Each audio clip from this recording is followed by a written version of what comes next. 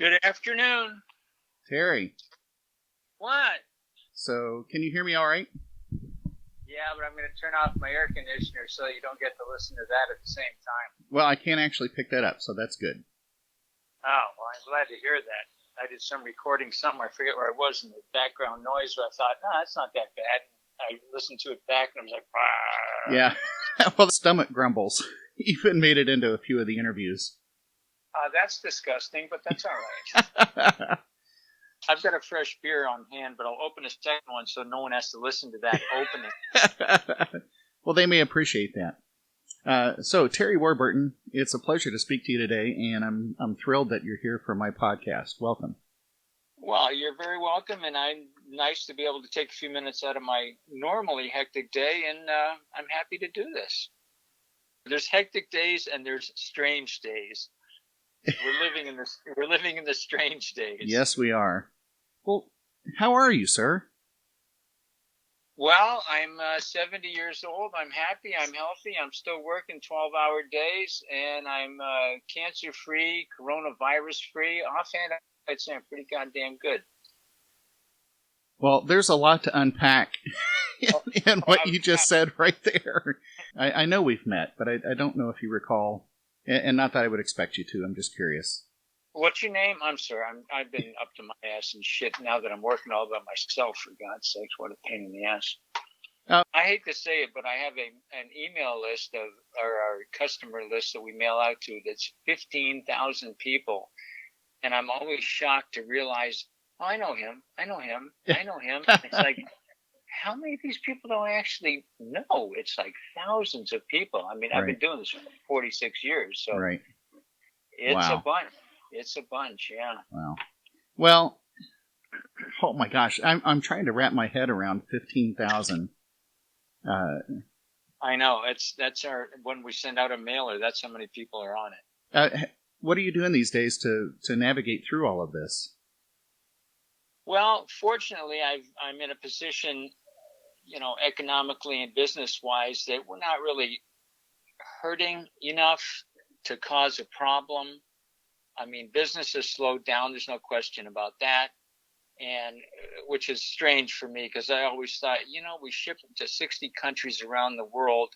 If any one country gets bad, even here in the States, we still got plenty of business around the world. Well, guess what? Every country on earth, every musician on earth is out of a gig. So what does that do to my business? Yeah. So I mean, it's going to be a very, very difficult time, not only for the musicians, but for the whole industry as a whole, unfortunately. And I'm afraid that, not everybody's going to get through to the other side because, unfortunately, as everybody's aware, we don't know when the other side is. Is it 2 months, 6 months, a year, 2 years? Yeah. I mean, that's all well and good when people say, oh, just stay home. Really? Just stay home for 2 years? Who's going to pay my bills? Right.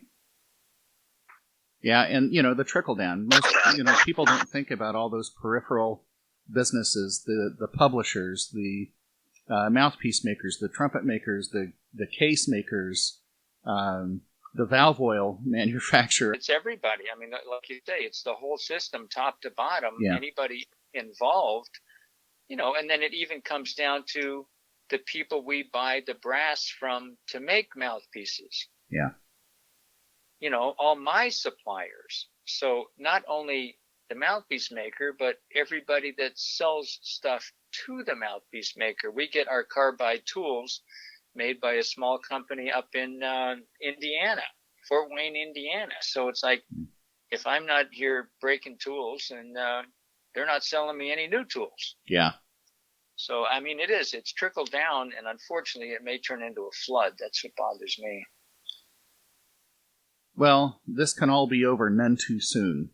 Even as a freelancer, I look at my calendar, and just yesterday I had to wipe off what few orchestra concerts were left in 2020. And now I'm looking at 2021 as still a tentative.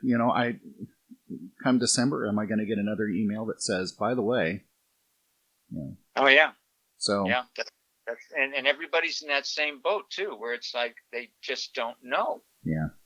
I think that's the worst part of this whole thing. I mean, if everybody could say, you know what, by December 1st, it's all done. Yeah.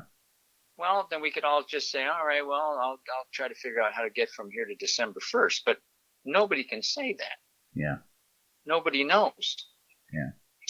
That's one of the scariest aspects of this troubling time that we happen to find ourselves in, as people did in 1918. I'm sure it was the same troubled time 100 years ago, you know?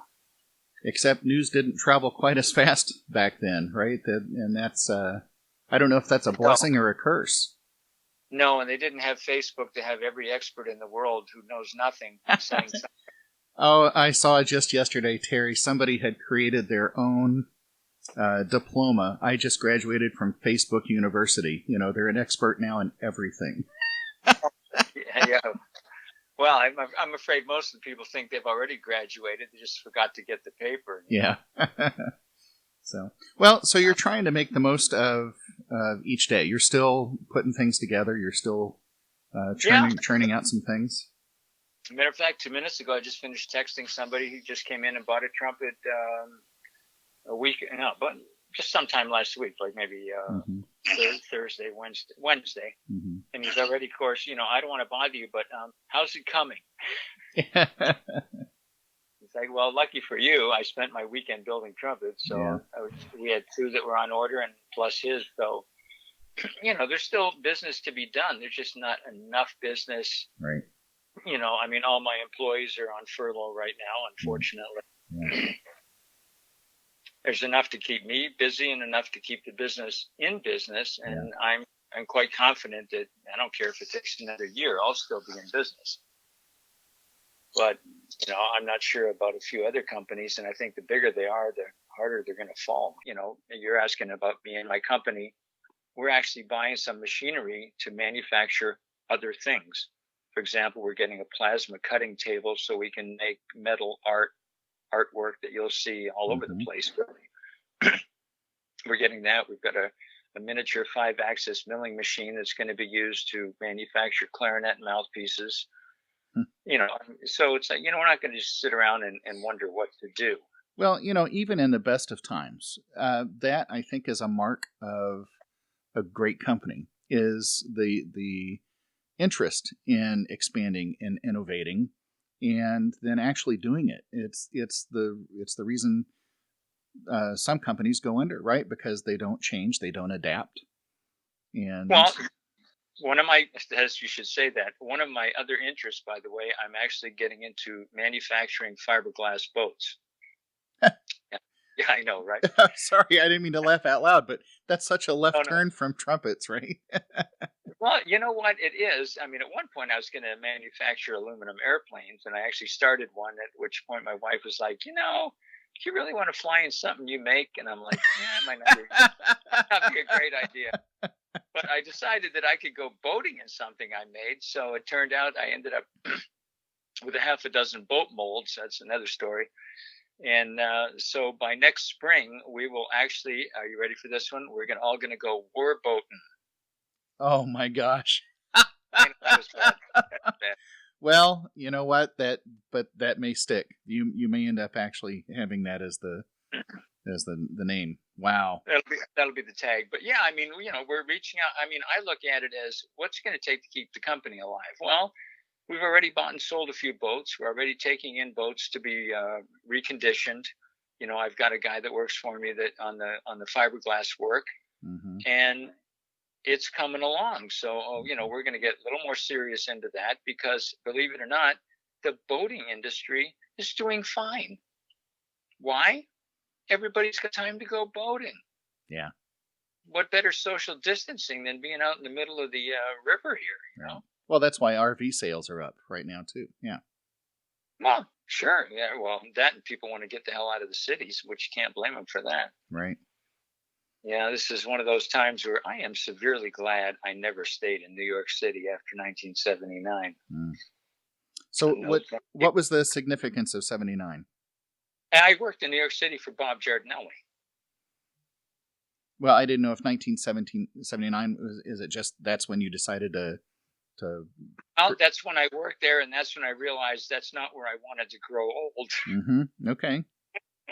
I apologized to Bob. I said, Bob, you know what? Ending up owning your business is great. However, living here for the rest of my life, not so much. Mm-hmm. Mm-hmm. So, was that the beginning of Warburton Musical Products, or what was it called back then?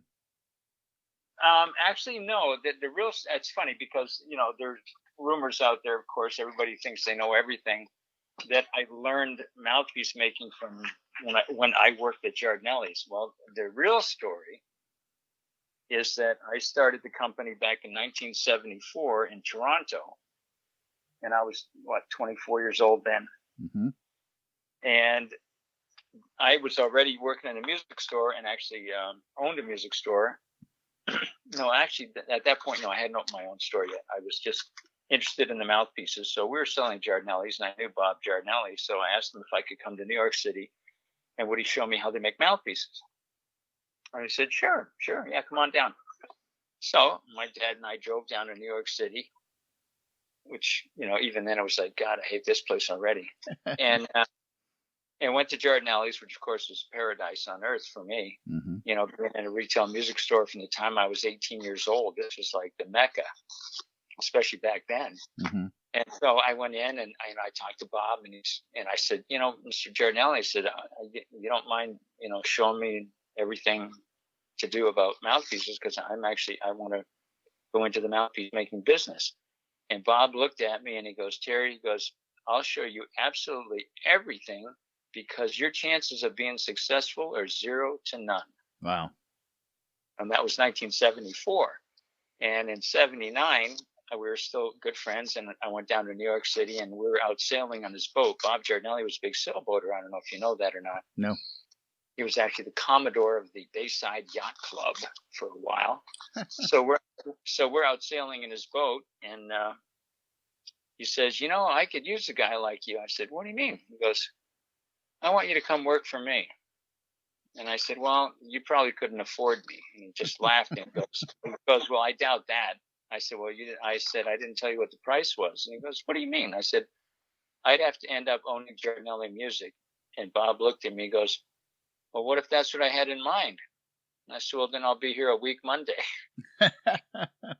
And a week Monday, I flew in and was standing on his doorstep. And he looked at me and he goes, yeah, I thought you'd be here. And so later that day, I reminded him of him telling me that my chances of success were 0 to none. And he goes, yeah, I remember saying that. He goes, I guess I should have said 0 to 1.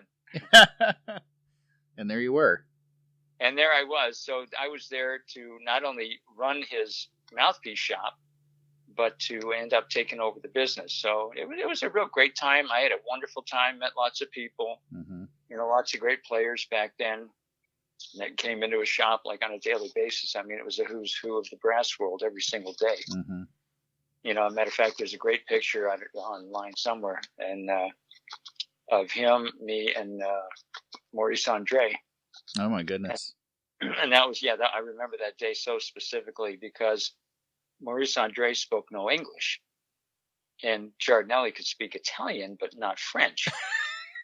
And of course, I grew up in Toronto where you had to learn French in school Mm-hmm. as a second language. So, of course, I started to say something in French, and Bob looks at me and goes, you speak French? I went, I can get by. And he goes, all right, you're in charge. Stick with us. Yeah. I had to do. That was fun. That was a great day. It's a great picture. I mean, I still love that picture. It's one of my favorites. Mm-hmm. Well, and what a great way to interact with Maurice Andre. Oh, yeah. I mean, he was a great guy. He was so shocked, too. I mean, it's just like being able to speak a few words of Russian to somebody that just go, what? Do you actually know Russian?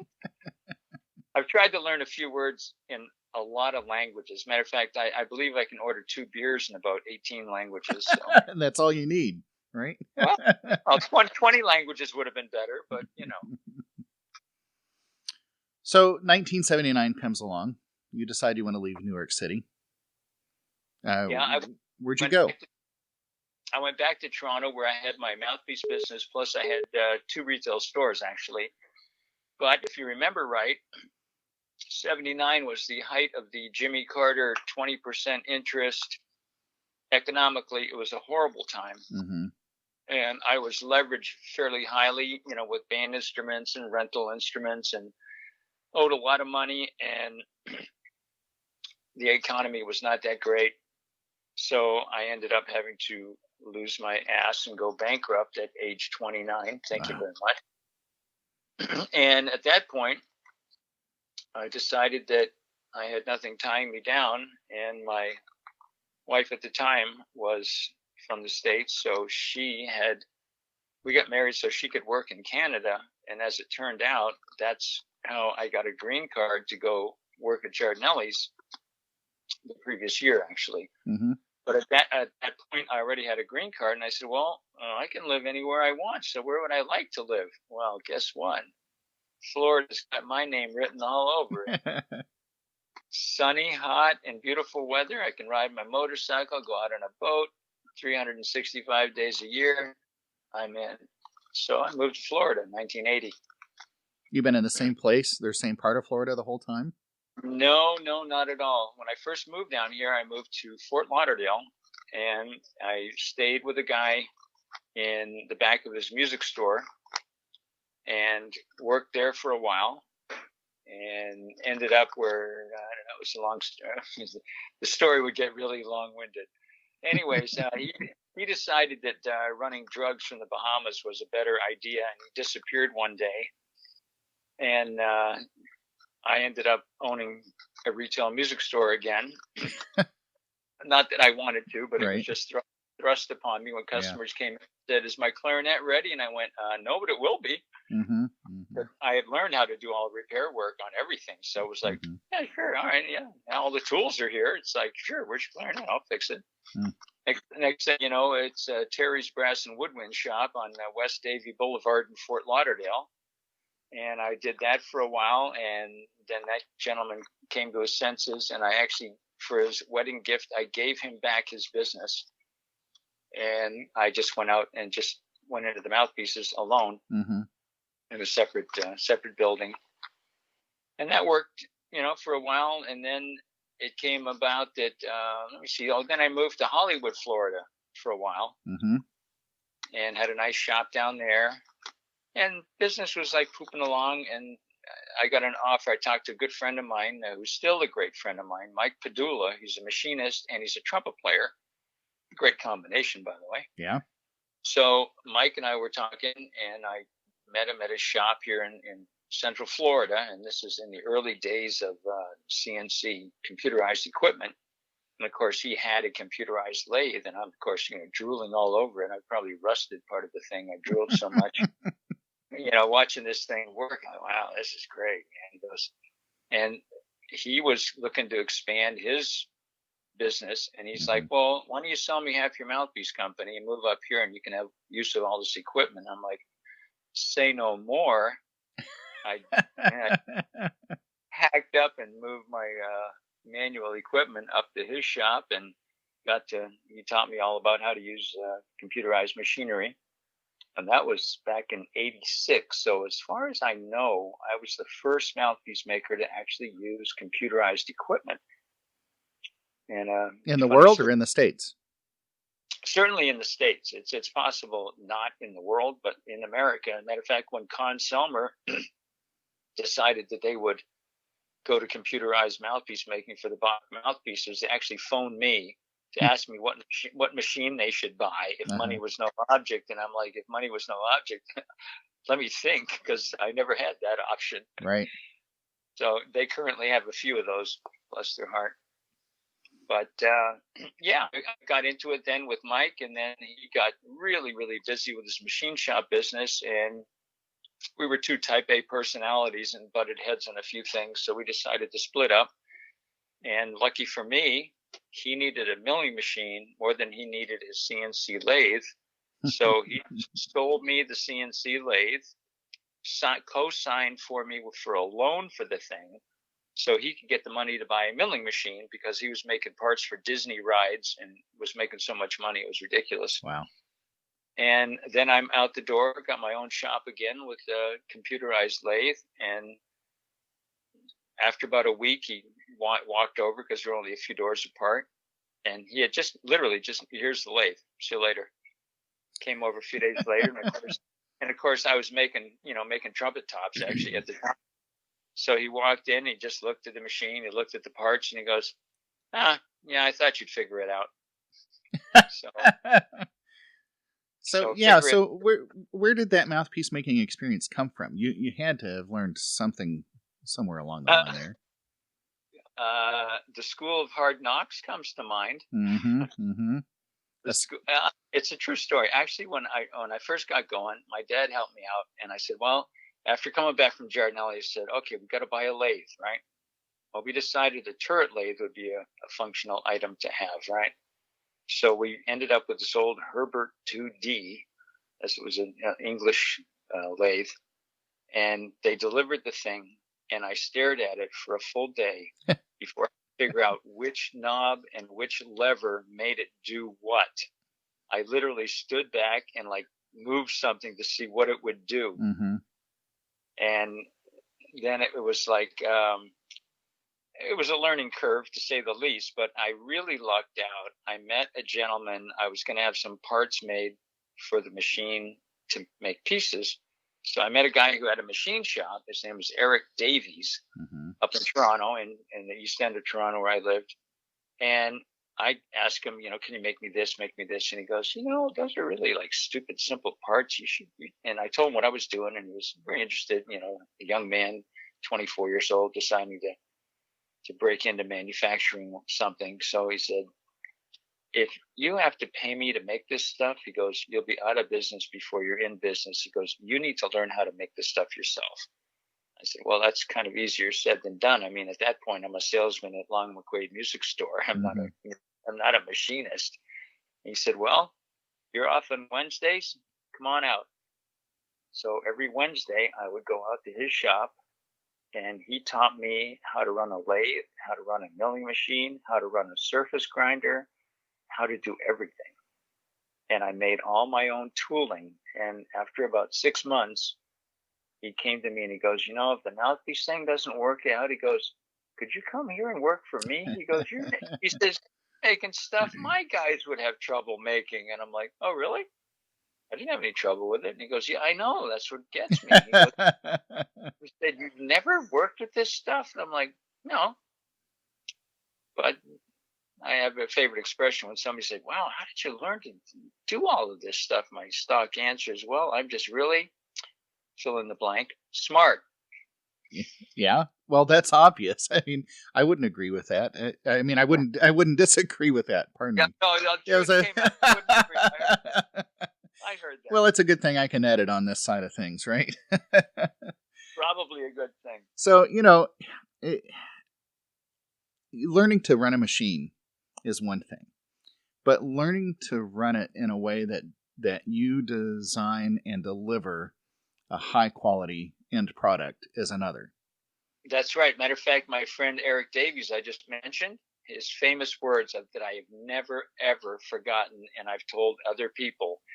When I first met him, he looked at I showed him a trumpet mouthpiece, told him this is what I'm trying to make.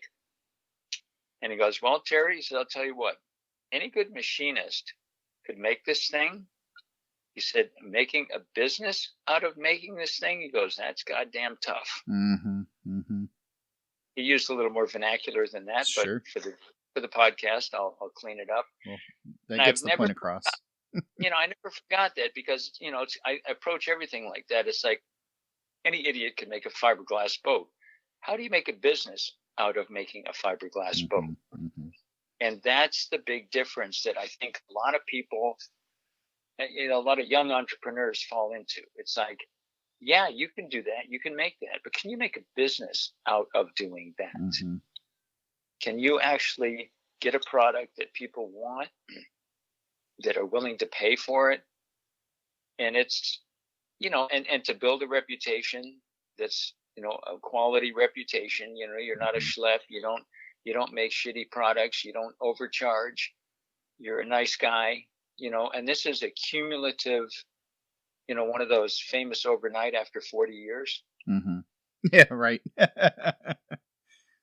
And it's just one of those where, I learned a lot. I mean, I'm sure my earliest pieces, which I actually have a couple, believe it or not, I still have a couple of pieces stamped Warburton, Toronto, that I made on my ancient machines with no computer help.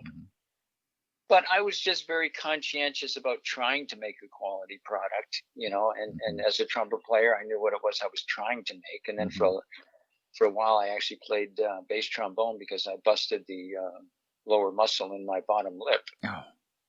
Yeah, that's another story. It's actually called Satchmo syndrome, believe it or not. No, I hadn't heard that phrase before.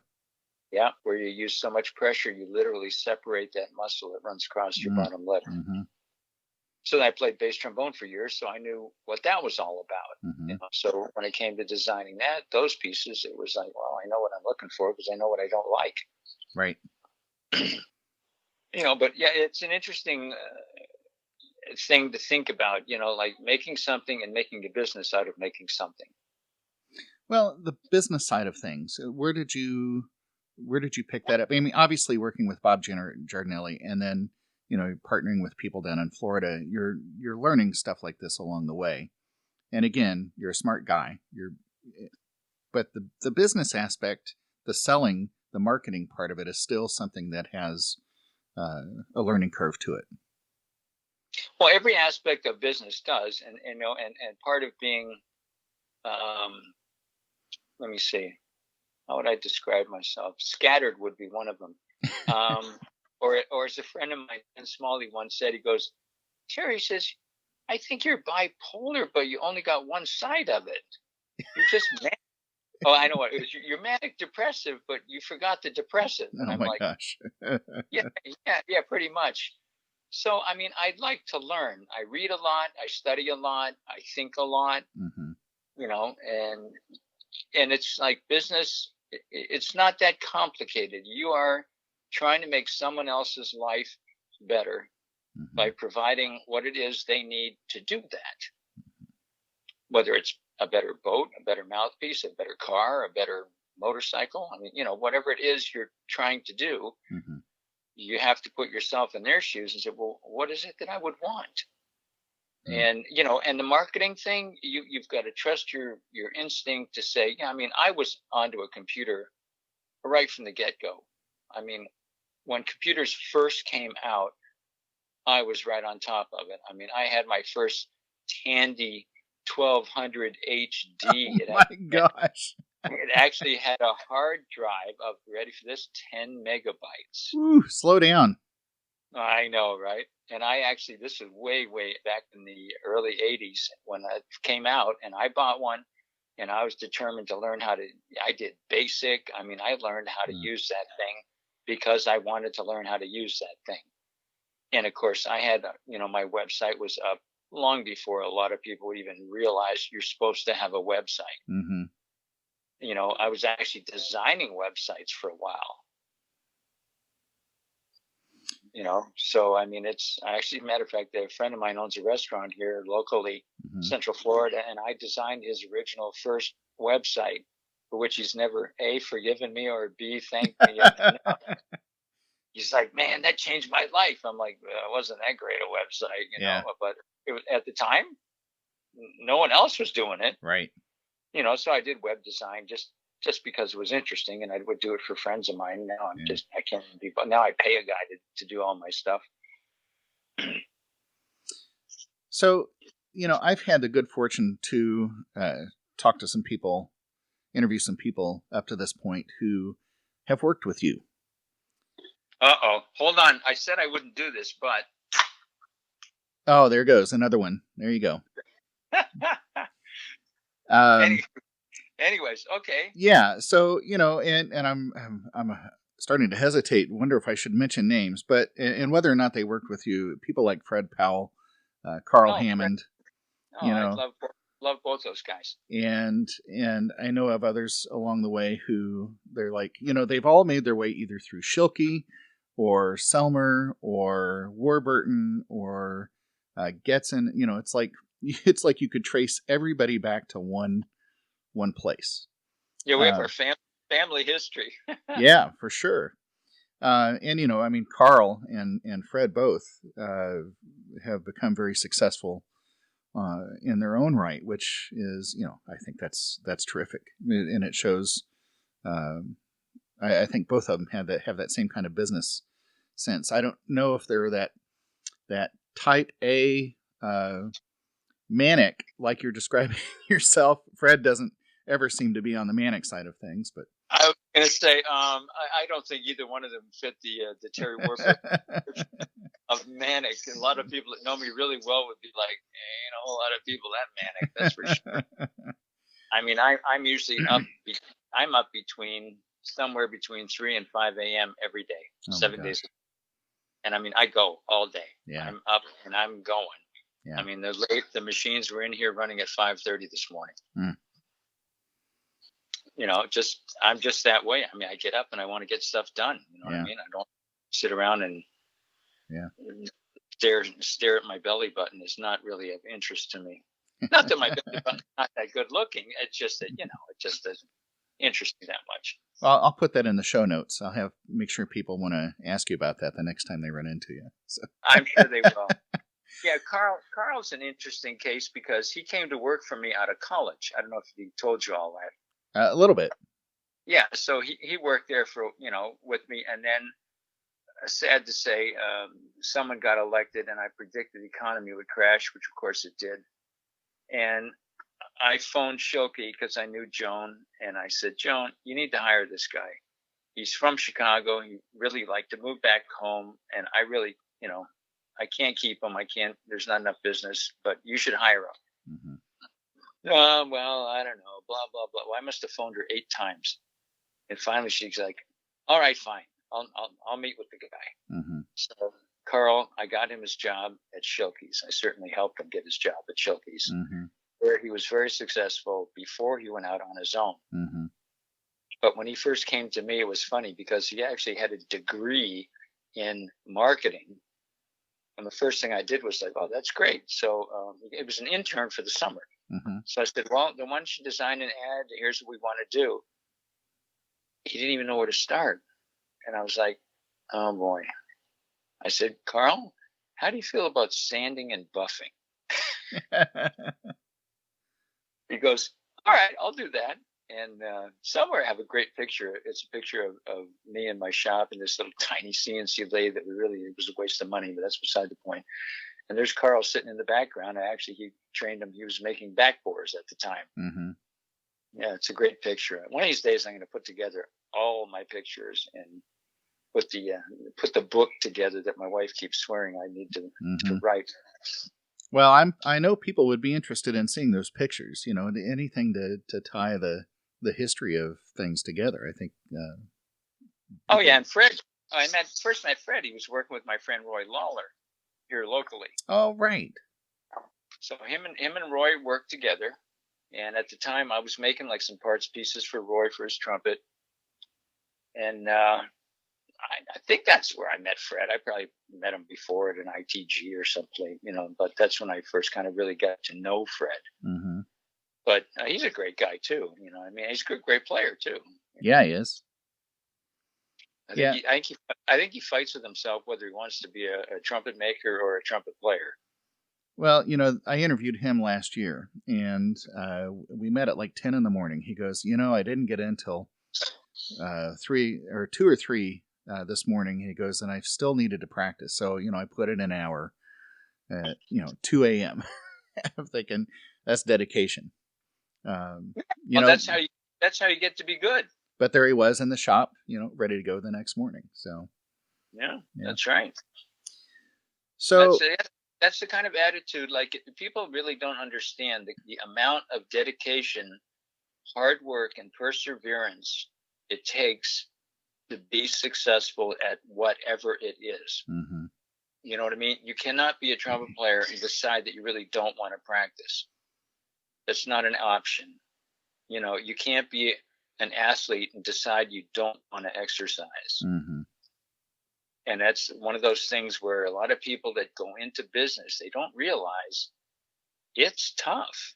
And there's a whole bunch of other people. You know what I do every morning when I'm up at like 4 o'clock and I'm out in my wood shop making my wood mutes or at my helm before I come over to the factory every morning I get up and I think, what's the other guy doing right now? Mm-hmm.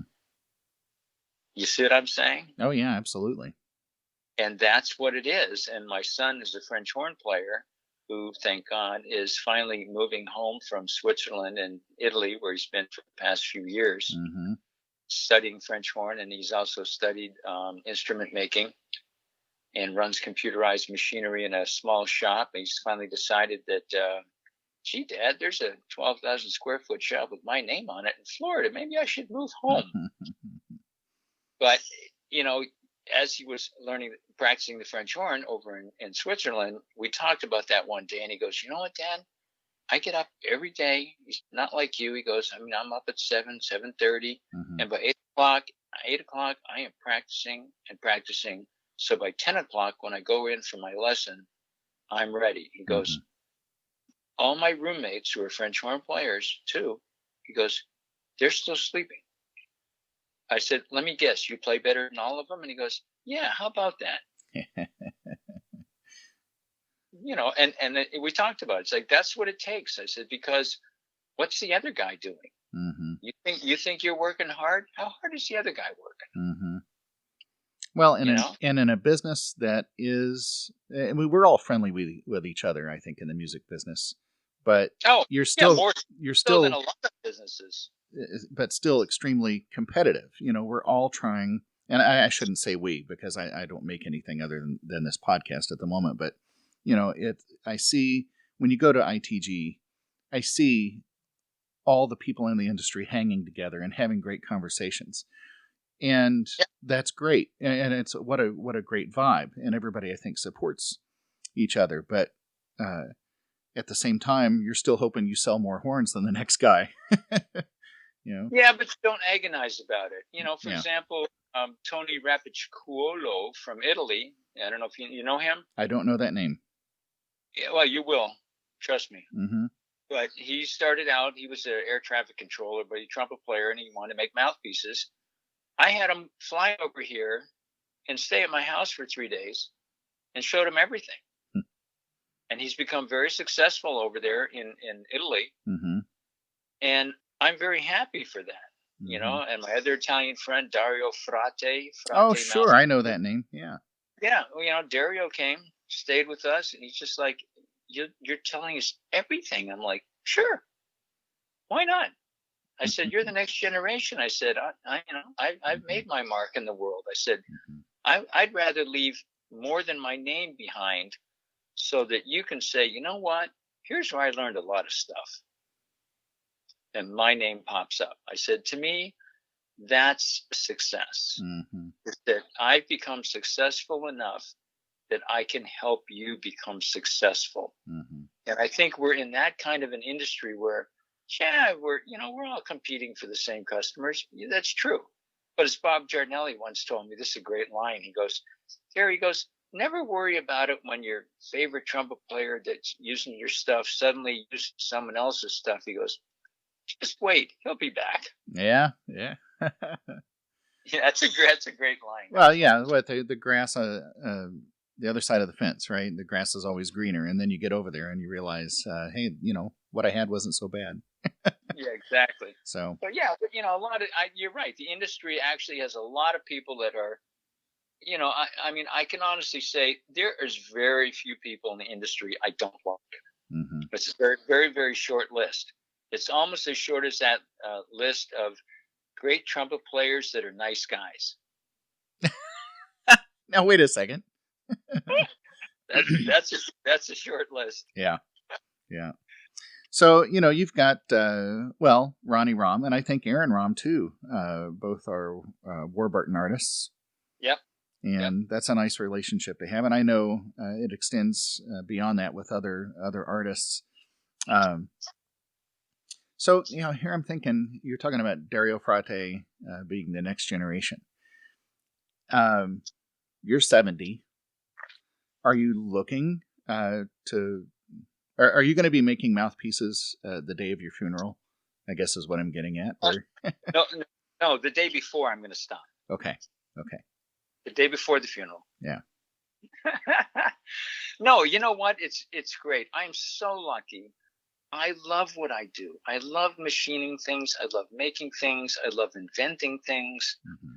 I love the fact that they're appreciated by so many people around the world. I mean, Mm-hmm. the embouchure trainer. Yeah.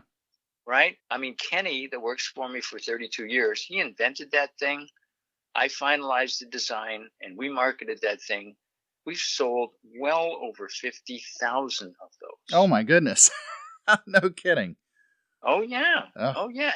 And I'm about to do another run of another 1,000. We're actually out even as we speak. I've got the material in, but I was busy. Actually, right now we're running Demandre Thurman euphonium mouthpieces for the Miraphone Corporation in Germany. Mm-hmm.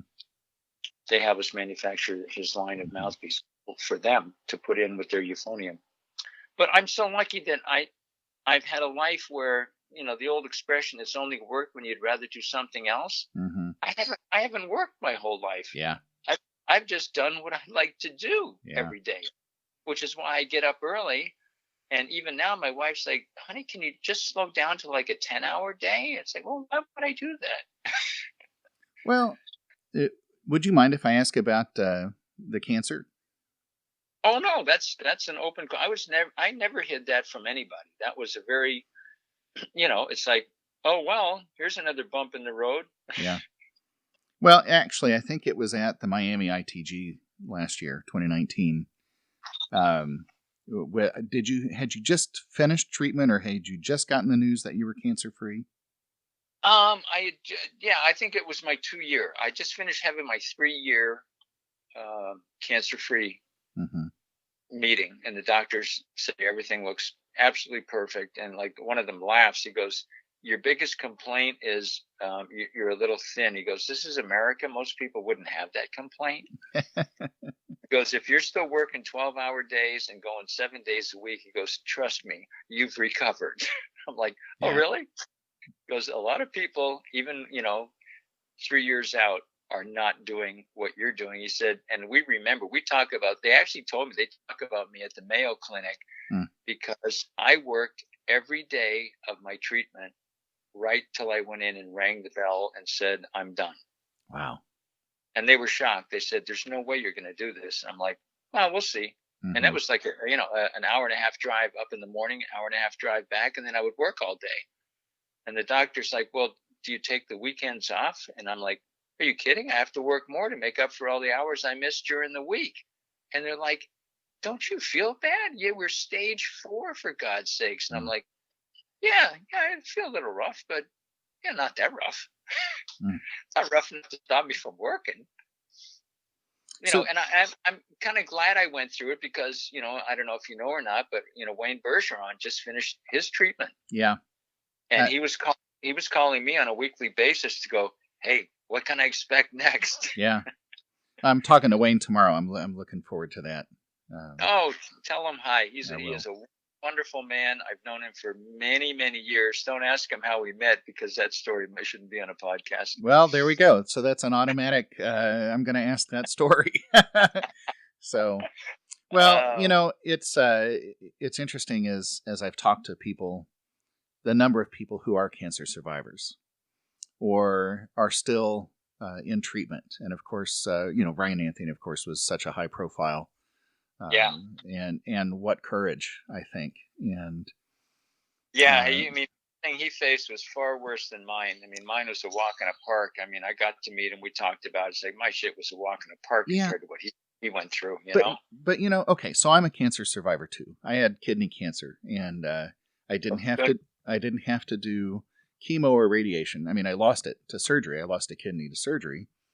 Right. And when I met Ryan at the 2018 ITG, I think that was San Antonio, I met him, talked to him at the booth a little bit, and, I told him I was a cancer survivor. But he said, I told him I didn't suffer the chemo and radiation. He goes, "But you still survived." And that blew me away because, I didn't have to endure all that stuff, but I still felt like somebody understood and respected that it's still a loss, and it's still... No, for sure. No, it's no picture. People don't understand. It's, I always tell them, I mean, I went from a lifetime of 185 pounds down to 139. Good grief. And I would say, well, I've been on a diet. I don't recommend the throat cancer diet, but it is very effective. That was not a whole lot of fun. I mean, you know, the stomach tube and feeding out of a bag of mush, like, yeah, it wasn't a whole lot of fun. Yeah. Well, Terry, I'm awfully glad you're here on the other side of things. You're glad. How do you think I feel? Well, okay, but you know, I think there are an awful lot of people that are glad. Of course. And you know, what'd you say? You just hit your 3-year mark? Yeah, they say 5 and you're out the door. They don't want to bother you anymore. Well, that's great. So right now, I'm every 6 months checkup, and every 6 months you're like, hey, you're fine. Mm-hmm. And my weight is slowly coming back. I mean, I'm still down like 20 pounds, but well, you know. Yeah.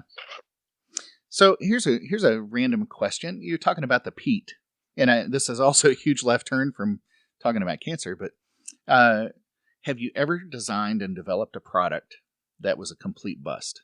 I'm thinking. No. Wow. No, I can honestly say, and it shocks me. Matter of fact, a couple of years ago, my wife told me, she goes, Terry, she goes, would you please not invent anything new until we catch up on everything that you've already invented? I mean, you know, I talk about left field. I mean, I invented a new neck for the saxophone. Mm-hmm. And it's a success. Matter of fact, I'm working with the Con Selmer company right now on a saxophone design with them. Mm-hmm. So please tell me it's a solid neck. You can't put any air through it. Every trumpet player's dream. Yeah, right. So, you know, sadly, I figured out how to make the saxophone actually sound like a musical instrument for a change. Wow. No small feat. No. Well, you should get a Nobel Prize for that, I think. So. Or some kind of prize. Yeah. You know? No bells. Yeah. No bells. Yeah. Well, this has been a lot of fun chatting with you and getting some background. And, you know, I know people know a lot about you already, but this might be some insight to things people didn't know about you yet. Oh, I'm sure that, you know, I mean, we only touched on a few things. I mean, you know, everybody's like convinced I should, every time I think about it, I should like tell a short story, just record the thing, because I keep remembering you know, all these different things that have happened over the years. I mean, I literally walked out of high school and walked into a music store, and then I opened my own business, short stint with Giardinelli, back to my own business. As my wife says, you have the world's shortest resume. Yeah, right. It's like, yeah, I guess you're right. Yeah. I've been, you know, pretty much self-employed my whole life. So that alone is a life lesson for sure. Yeah. Anyway, I appreciate you doing the podcast. Oh, yeah. Hopefully we didn't upset too many people. I didn't, you know, get political or anything. So, I mean, you know, I was hoping you'd have some sort of soft bleeper. I mean, my wife is like, well, why don't you like tell some stories? I said some off color, and she goes, oh, for God's sakes, don't do that. I'll tell you what, I've been so blessed to know so many people, and it's not just here. I mean, it's around the world. I mean, this is a funny story that you can throw in if you want. I was over in Tokyo years ago, and we were staying at this real fancy hotel, and up on the top floor, they had a dance floor, and they had like a little 5-piece band, trumpet, saxophone. And I'm up there listening, you know, having a drink. And I told the bartender, I said, you know, can you buy the trumpet player a drink? Tell him it's for me. So the trumpet player comes over, and I asked him, I said, do you speak any English? And he goes, oh, yeah, a little bit. I'm like, oh, that's great. I said, you know, you sound really good, blah, blah, blah. And I handed him my business card. And he looks at it, he looks at me, and he starts bowing. Oh. I mean, like repeatedly. And I'm like, dude, it's almost embarrassing. Yeah, right? Yeah. He goes, are you Mr. Warburton? I said, yeah. And he goes, well, it must be your father business. Are you too young? I'm like, oh, thank you very much. And it was funny. And I said to him, I said, gee, I noticed you don't have a Warburton mouthpiece. Oh, they're so expensive in Japan. Can't afford a Warburton mouthpiece. I'm like, oh, it's too bad. About 3 weeks later, I get an email from the guy. Yeah. Mr. Warburton, I now understand why you're so famous. I bought one of your mouthpieces. Well, that was just like the best thing ever. Yeah. It was just like, Yeah. you know, this is why I do what I do. Yeah. For exactly that kind of a thing, Yeah. you know? Well, now I'm thinking back to the Hershey ITG conference where you did a session where you had was it 6, 7, or 8 people with Warburton trumpets. Yeah. Just kind of give a little testimonial about why they chose the trumpet, and I'm thinking, okay, that was pretty effective. It's like let's let the artist tell why. I mean, you could stand up there and give a marketing spiel, right? Oh, yeah, and I can give a good one, but it's not nearly as effective as, here's the guys that are really using this stuff and say, you don't need to listen to me. Yeah. Yeah. Well, But Terry, that's when you can be proud of your product and sit back and let someone else brag on you. yeah, it is a good feeling. And I can say, I've enjoyed a little bit of that with this podcast. It's been, been nice to get some feedback and people enjoying it. So, well, hopefully they'll enjoy this one. I'm sure they will. So, I'm looking forward to the next time we can actually meet, and whether or not we shake hands or bump elbows, whatever's allowed. Fist bump, or who knows? Yeah, who knows what it's going to be and when it's going to be and where it's going to be. I mean, at this moment in time, it's like, is everything going to be canceled and in the near future? It's like, my God, pretty tragic, actually. Well, please stay healthy. And you don't have to ask me. And Warburton. I can't imagine not seeing that promoted at some point in the near future. Actually, I'm quite sure it's going to be promoted just like that. So, all right, Terry. Thanks again. I appreciate the time today. All right, my friend. All the best. All right, thanks. Take care. Bye-bye.